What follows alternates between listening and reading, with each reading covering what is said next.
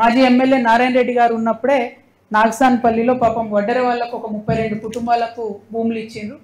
ఆ తర్వాత ఇప్పటిదాకా కూడా ఎటువంటి ఫెసిలిటీ వాళ్ళకి లేదు. వాళ్ళకు పాపం ఫైనాన్షియల్ పొజిషన్ లేదు, ఫ్లాట్ ఉన్న ఇల్లు కట్టుకోలేని పరిస్థితి 30 ఏళ్ళ నుంచి. అయితే వారానికి ఒక్కసారి మిషన్ భగీరథ నీళ్ళు వస్తుంది.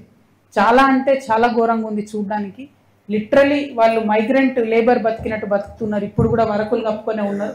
వారి కోసం ప్రయత్నం చేయవలసిందిగా నేను ప్రభుత్వాన్ని కోరుతా ఉన్నా. వాళ్ళకి ల్యాండ్ ఉంది, వాళ్ళు చాలా పేద స్థితిలో ఉన్నారు కాబట్టి తక్షణం అందరికి కూడా ఇందిరమ్మ ఇల్లు మంజూరు చేయాలని ప్రభుత్వాన్ని నేను డిమాండ్ చేస్తున్నా.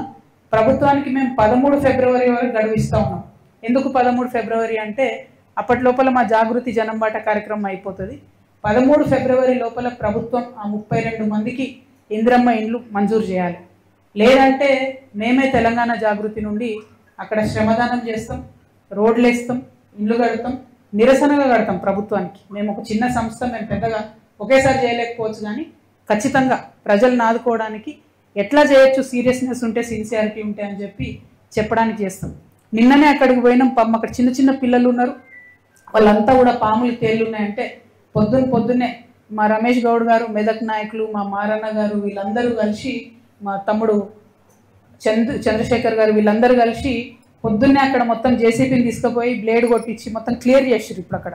ఎందుకంటే అట్లీస్ట్ నడవడానికి పాములు తేలి లేకుండా ఆ చిన్నపిల్లలకు ఫెసిలిటీ ఉంటుంది. కాబట్టి ప్రభుత్వాన్ని నేను కోరుతా ఉన్నా, ప్రజలే వాళ్ళ పని వాళ్ళు చేసుకోవడానికి మీరు మజ్బూర్ చేయొద్దు మమ్మల్ని.